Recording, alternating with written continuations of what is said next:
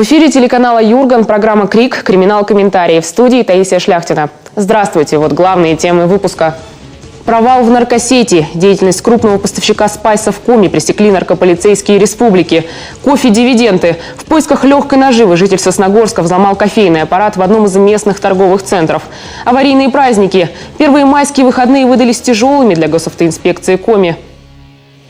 19 участников крупной преступной группировки наркодилеров обезвредили наркополицейские Коми в результате масштабной спецоперации. Из нелегального оборота было изъято больше 13 килограммов так называемых спайсов, что составило 21 миллион разовых доз на сумму свыше 24 миллионов рублей. Подробности у Евгения Ракина. В начале марта наркополицейским Коми поступила оперативная информация. В Вежевинском районе столицы спрятаны наркотики.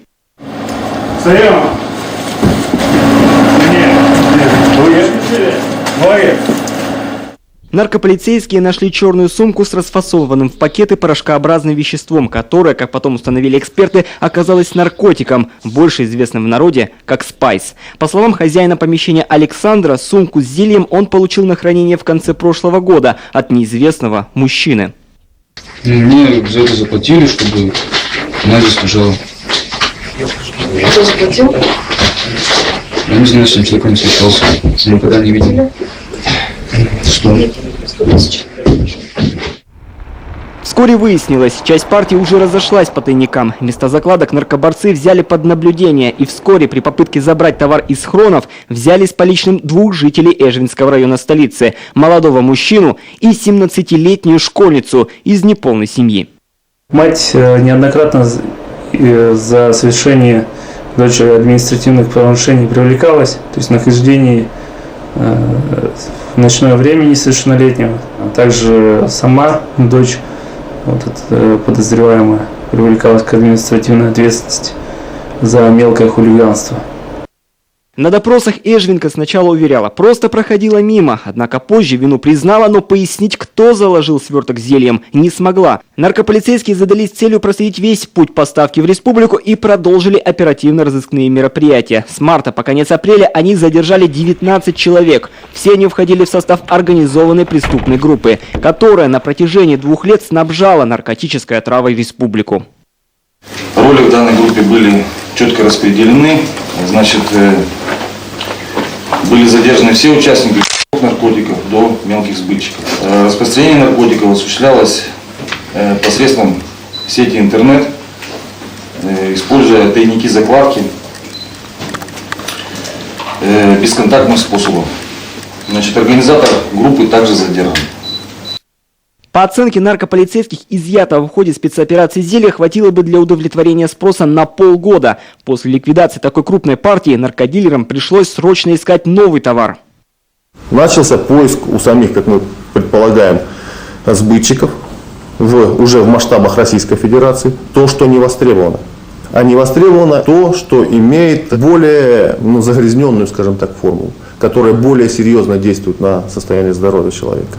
То есть это, давайте так обывательски назовем, просроченный товар. Или же что-то неудавшийся какой-то реагент химический. Да, он несет с собой наркотическое опьянение, но и массу побочных эффектов несет. Сейчас все участники наркосети в СИЗО. Большинству из них грозит до 20 лет лишения свободы. А вот их бывшим клиентам есть над чем задуматься. Каждый день в республике фиксируется 3-4 отравления. Последствия чаще всего самые тяжелые.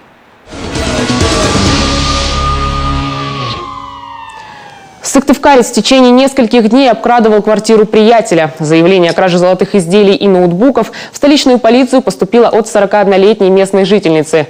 Женщина пояснила, что из ее квартиры пропали золотой крестик, кольцо и оргтехника на общую сумму 25 тысяч рублей. Правоохранители выяснили, накануне в гости к супругу потерпевшей приходил приятель. Мужчины распивали спиртное, а после ухода гостя пропали и ценные вещи хозяйки. Подозреваемого 35-летнего безработного сыктывкарца сотрудники уголовного розыска доставили в полицию. Выяснилось, что мужчина совершил хищение имущества в 2 разных дня. Сначала он похитил ювелирное украшение и ноутбук, а спустя несколько дней еще один ноутбук. Ювелирное украшение он сдал в ломбард, а ноутбуки успел продать. Золотые изделия правоохранители изъяли из ломбарда и вернули потерпевшей. А в отношении мужчины возбудили уголовное дело. Теперь сыктывкарца, кстати, ранее судимого по более тяжкой статье «Грабеж», ждет еще один срок до 5 лет. А в Сосногорске на территории торгового центра злоумышленник взломал кофейный аппарат и вытащил деньги. Однако он и не подозревал, за ним следит камера видеонаблюдения. На записи видно, мужчина вскрывает автомат при помощи монтировки. Дело было ночью, на все про все у похитителя ушло около 15 минут. Стражи порядка уже установили личность похитителя. Им оказался ранее судимый местный житель 1971 года рождения. В отношении этого гражданина правоохранители возбудили уголовное дело по признакам состава преступления, предусмотренного статьей 158 Уголовного кодекса «Кража». Вину в хищении он признал и сослался на то, что деньги похитил для личных нужд. Было установлено, что им было похищено около 7 тысяч рублей. В ходе следственных действий часть похищенных денег у злоумышленника была изъята, и в настоящее время мужчина находится на подписке о невыезде. Следствие по делу продолжается. Злоумышленнику грозит до 2 лет лишения свободы.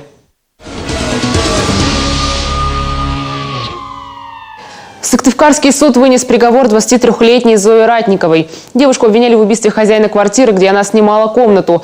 Поводом для так называемых кухонных разборок стала личная неприязнь мужчины к юной особе, которую он всячески пытался выгнать из дома, а она не хотела. Репортаж Егора Ильченко. Алло, здравствуйте. Здравствуйте. Можно, пожалуйста, машину? Куда? Коммунистическая, 35. Там они закрыты. 35? Там женщина, у нее муж умер. Вызывайте МЧС или что? Она сидит спокойненько.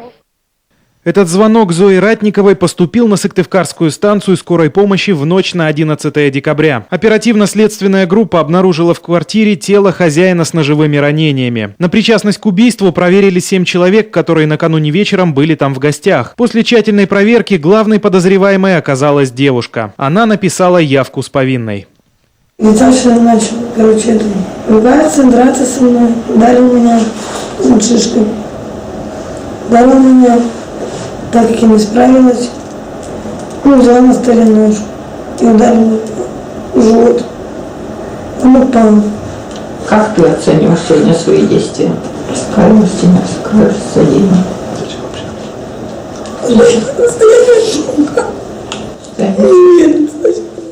Зоя Ратникова и ее 19-летний парень в этом притоне, полным тараканов, обитали несколько месяцев. Пожить здесь молодой паре любезно предложила хозяйка, которой вместе с гражданским супругом предстояло лечь в тубдиспансер, лечить открытую форму туберкулеза. После выписки из стационара мужчина потребовал съезда квартирантов. Их это не устроило.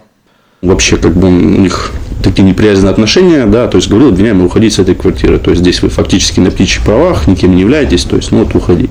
Обвиняемому этот момент не понравился, она решила, так сказать, проучить его, потерпевшего, да, за такие слова, то есть ходила сначала к своему брату, чтобы тот проучил, да, тоже получается, там ничего не получилось, брат пришел, поговорили, все, разошлись. После разговора с братом девушки сожитель хозяйки, хотя и не имел имущественных прав, все же считал себя хозяином и потребовал покинуть помещение. Схватил Зою за руку, она его оттолкнула и сбегала на кухню за ножом. Юный бойфренд пытался ее остановить. Она сбегала за ножом, и пошла. Человека, говорит, сейчас убью. Я говорю, что ты гонишь, что ли, говорю. Что за бред, за фигня. Он говорит, так и будет. Должен делать глупости, Ратникова своего парня не послушала и ударила лежащего мужчину 3 раза ножом. После этого они сбежали из квартиры. Сыктывкарский суд учел раскаяние девушки, уже дважды ранее судимой за хищение, и назначил ей 8 лет колонии общего режима. Приговор еще не вступил в законную силу.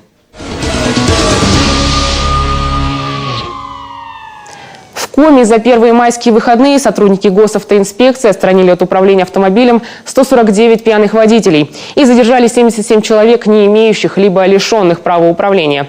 Множество аварий с участием нарушителей удалось избежать, но некоторым законопослушным гражданам не повезло. Дорожные катастрофы в репортаже Александры Маркиной. Череда серьезных столкновений началась уже в первый праздничный день. 1 мая в Эжвинском районе столицы пострадали водители сразу 3 машин. Ай-яй-яй, мамочки! Момент удара зафиксировал видеорегистратор, следовавшего позади автомобиля. На видео видно, как девушка за рулем «Шкоды» выезжает на перекресток на красный сигнал светофора. В результате врезается сначала во встречный ВАЗ, а затем и в «Рено», который поворачивал направо.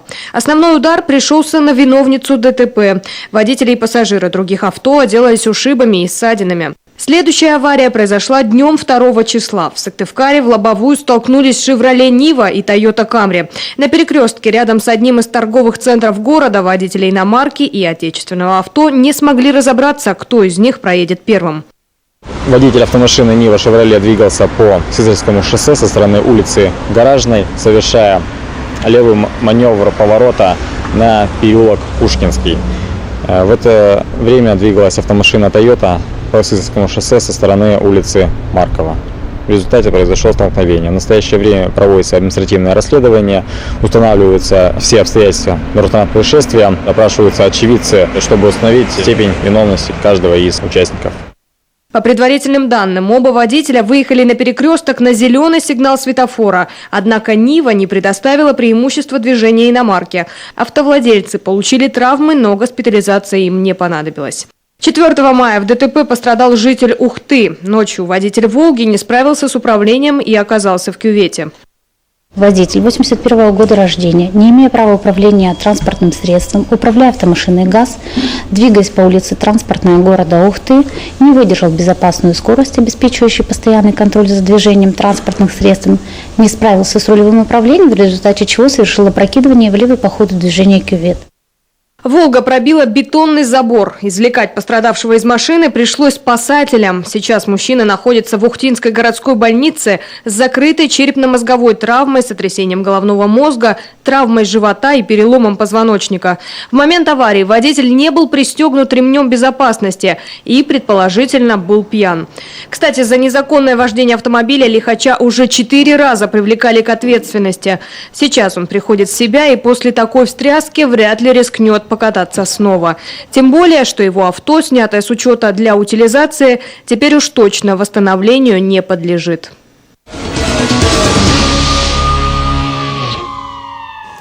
Программа «Крик. Криминал-комментарий» подошла к концу. В студии была Таисия Шляхтина. Все подробности этого и предыдущих выпусков программы на нашем сайте jurgen.rf. Очередной обзор криминальных событий региона смотрите во вторник. До встречи на телеканале «Юрган».